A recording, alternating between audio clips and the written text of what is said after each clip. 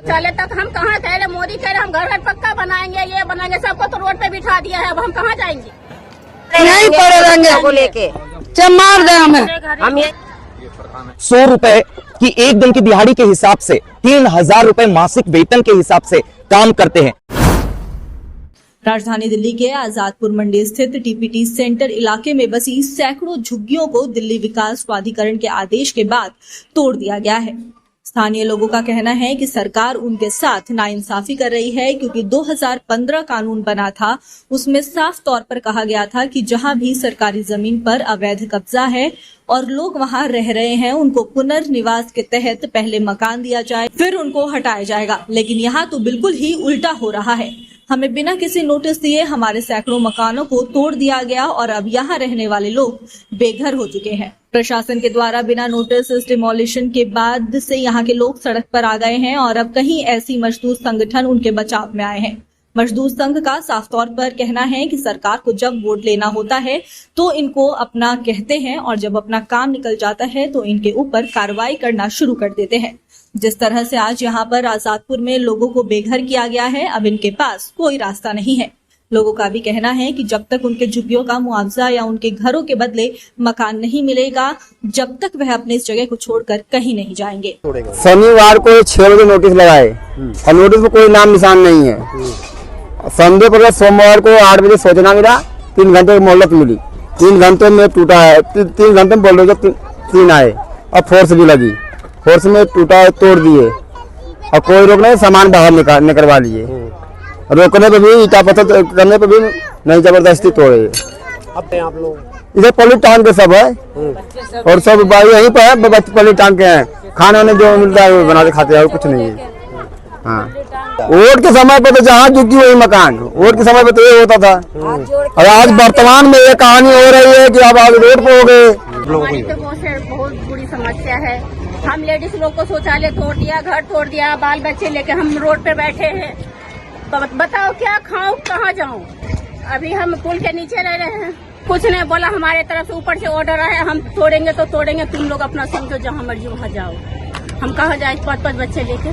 ठिकाना नहीं है। बस हम तो यही जिएंगे, यही मरेंगे, जब तक नहीं देंगे कुछ हम यहाँ से जाएंगे नहीं।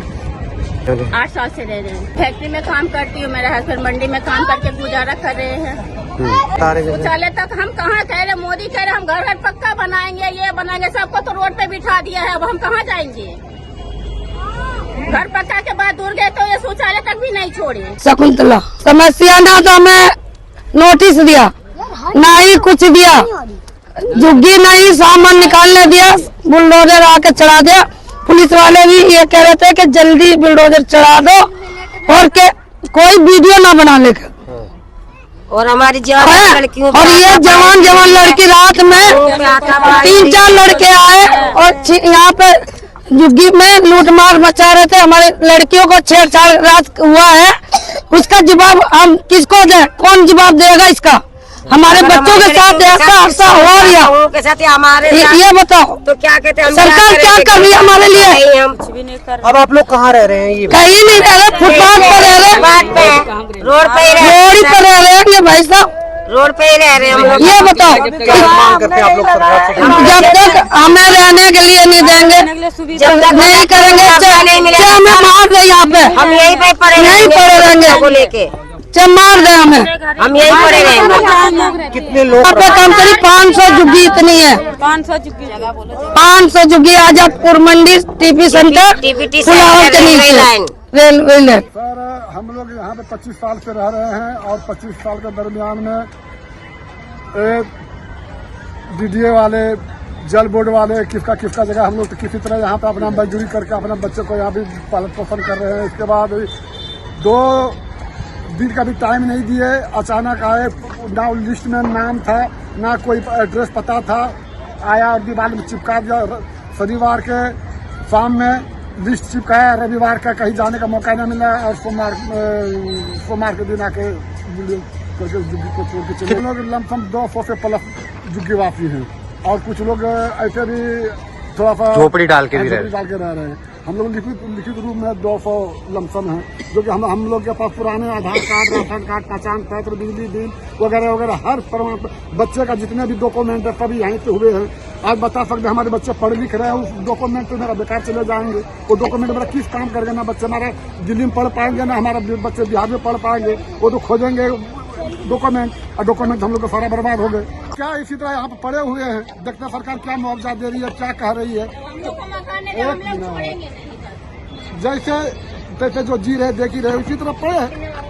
गवर्नमेंट को अगर लगेगा तो मुआवजा देंगे, तो इसी तरह तब बिजली का क्या नाम है आपका किराया लेने के लिए जाते हैं, पूछते हैं कितने बच्चे हैं। हम लोग के पास 3 बच्चे, 4 बच्चे, 5 बच्चे हैं। बोलता है भाई इतने बच्चे को रूम नहीं देंगे, तो ना रूम किराया भी मिलते हैं, ना उतना पैसे कमा सकते हैं तो उतना रेंट दे दे हम।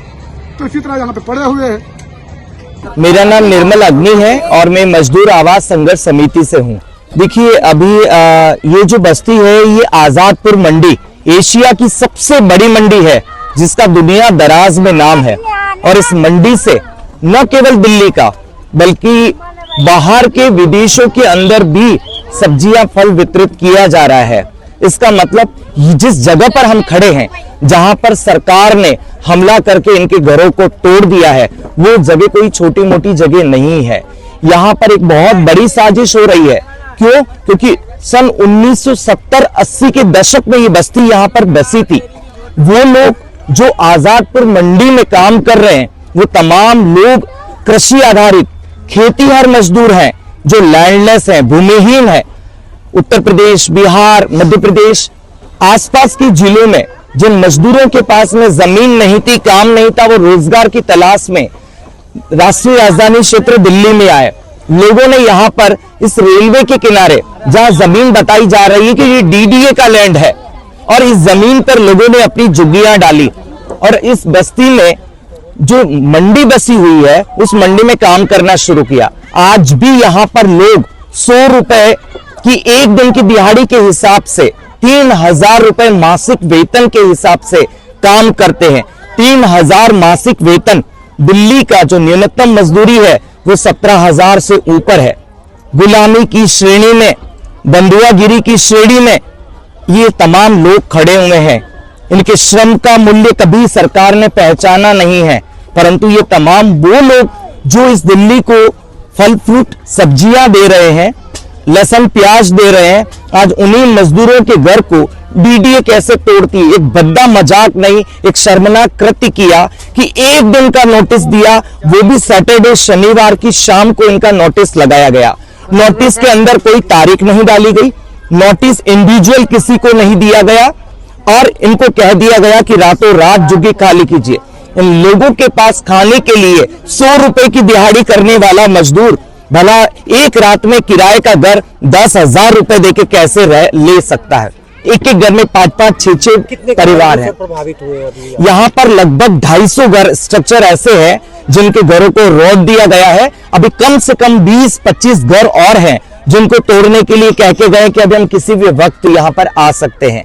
अभी सवाल ये खड़ा होता है कि अगर इस दिल्ली की धरती से और दिल्ली के हाई कोर्ट से जब इतना बड़ा ऐतिहासिक फैसला पुनर्वास के संबंध में शकूर बस्ती को लेकर अजय माकन के फैसले में दिया जाता है, इसी दिल्ली के अंदर से सुदामा सिंह का फैसला पुनर्वास की बात करने के लिए, जहां से दिल्ली के अंदर एक स्लम की पॉलिसी बनी जो पुनर्वास देने की बात करती है। ये 2015 की जो पॉलिसी है, वो पॉलिसी क्या कह रही है कि जब तक आप किसी भी बस्ती को सर्वे नहीं करेंगे, जब तक आप उनका पुनर्वास नहीं करेंगे, आप हाथ नहीं लगा सकते। और बड़ी शर्मनाक बात है डीडीए के लिए कि ये बस्ती 776 डीसिप की क्लस्टर लिस्ट के अंदर मेंशन्ड है, लिस्ट का नाम है। फिर इस झुग्गी को हाथ लगाते हुए उनको शर्म नहीं आई, इनकी मानवता बिल्कुल मर गई है। फिलहाल प्रशासन की कार्रवाई के बाद से ही वहां रहने वाले लोगों को काफी दिक्कतों का सामना करना पड़ रहा है, और उनका साफ तौर पर कहना है कि वोट लेने के लिए तो जनता